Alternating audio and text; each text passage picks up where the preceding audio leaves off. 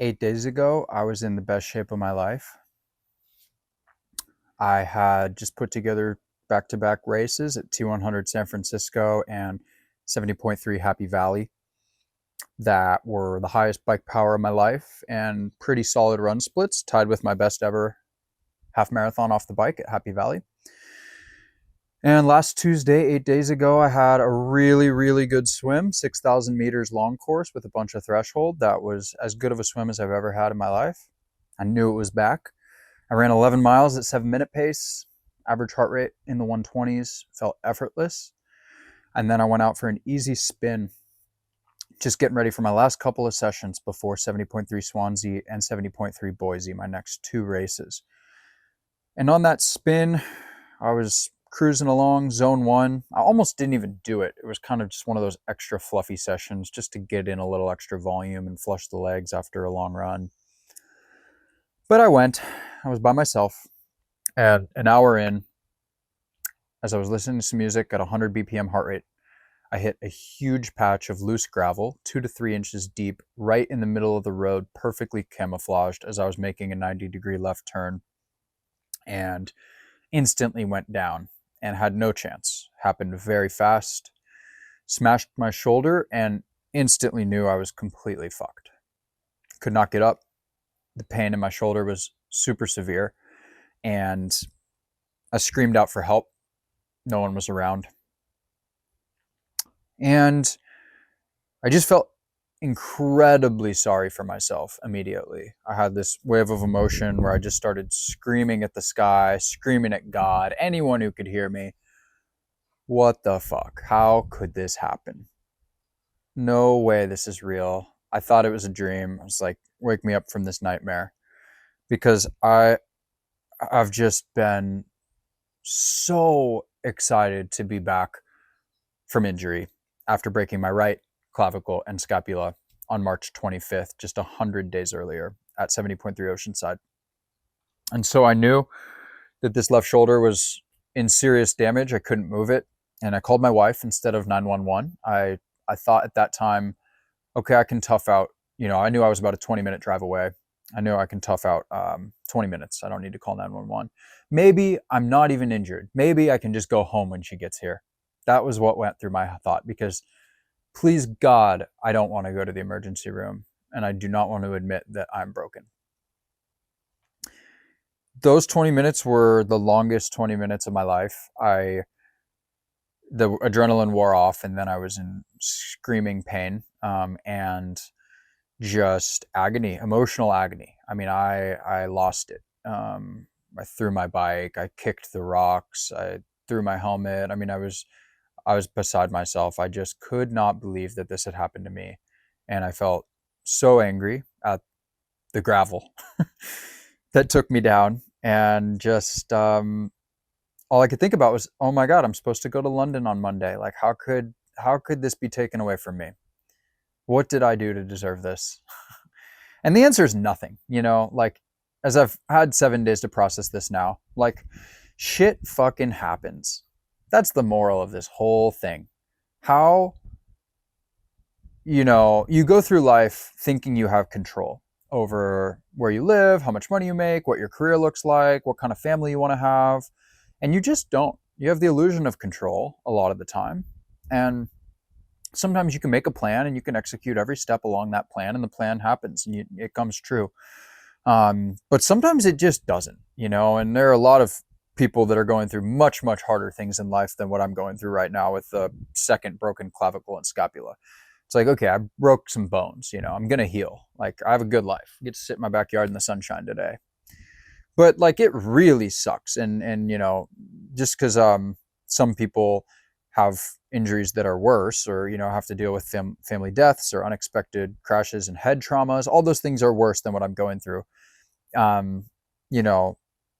It still sucks. So I've just been trying to wrap my head around, since the moment of agony of just, how could this be taken away? What did I do to deserve this? Like, sort of realize, like, nothing. This is just how life goes sometimes. And now it's about how you handle what's next and how you handle and persevere through the disappointment and the setback and the shit that's just out of your control, and focusing on what you can control, which at this point is now my recovery and my mindset, and trying to find an ounce of gratitude, because I feel like this last injury made me very mindful. It made me very present. It made me extremely grateful for the moments that I was back on the course. I mean, if you follow me on Instagram, you're probably sick of me saying full of gratitude, but it's just true. Like, having those lows after Oceanside where I couldn't race and couldn't experience this dream of being a full-time pro triathlete that I just left my job and left everything for, you know, now to have it taken away again is like a cruel, cruel joke. It just is tough, man. It's tough. And the timing is tough. Part of me wishes, why couldn't this have happened when I wasn't that good in 2017, 18, or 19? Like, when it was just a hobby and I was just an amateur. Like, I couldn't have taken this fluky gravel spill. Like, I've ridden my bike tens of thousands of miles outside and I've literally never crashed my bike. And then right when I'm like peaking as a professional and I've left like, you know, an insane amount of money on the table, leaving my job and sacrificed everything with my family and friends. And like, I'm finally running well, ripping workouts without fear of leg injuries. I have to break my other clavicle and scapula. Are you kidding me? It's crazy, crazy unlucky. And I guess that's just it. It's just like, yep, that is what it is. And now it's about how I respond. And so today I rode 3 hours on the trainer. It's day 9 and I ran an hour on the treadmill. Well, I didn't run. I walked uphill at 15%, 3.5 miles an hour. And then I got really frustrated and looked at myself in the eyes and said, you think this is going to get you to the next level? You better start running. And then I ran like 10 minutes and then it hurt and then I stopped.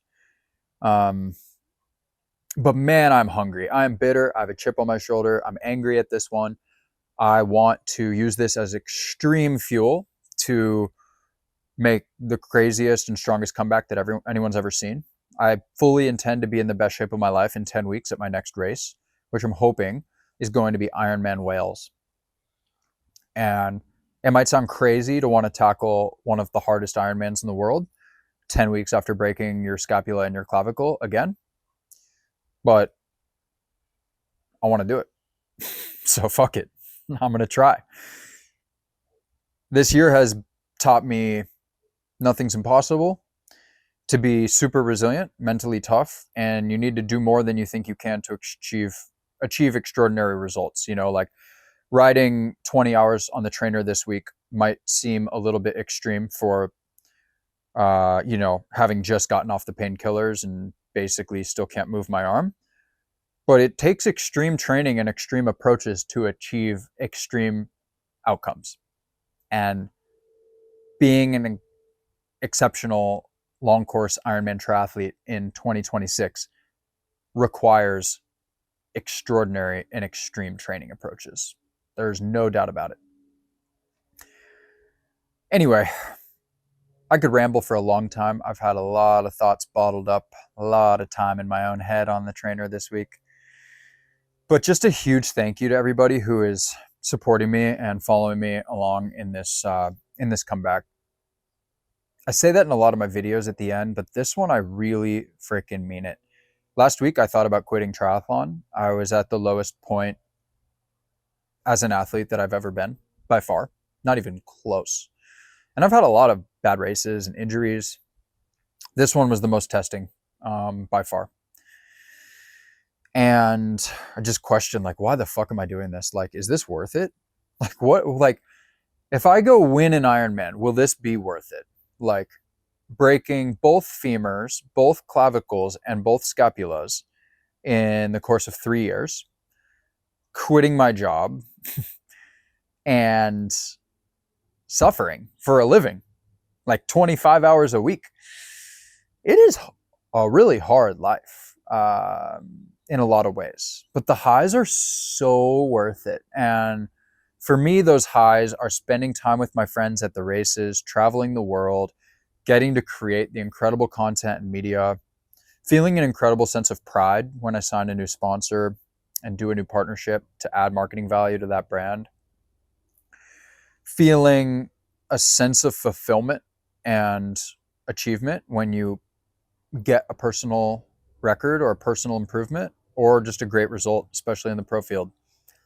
Every time you hit a podium, top 10, top 5, depending on the tier of the race, and hopefully my first Ironman win, those feelings are very hard to come by in any other profession and any other hobby and probably anything else I'll ever do for the rest of my life. And so I'm not done yet. I'm going to give this everything I have to come back and race for a podium and a Kona slot in 2027 at Ironman Wales in 10 weeks.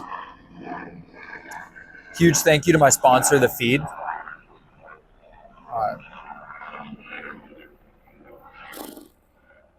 See, it's little moments like that. That was a life flight helicopter that just drove by, and I'm like, I'm very grateful that I didn't hit my head and that I'm not paralyzed, or that I didn't lose a limb. Like, people have it worse. I broke some bones. Be fucking fine. Chin up, toughen up. 5 days, and then you're done. You have 5 days of mourning, 5 days of depression, then it's over.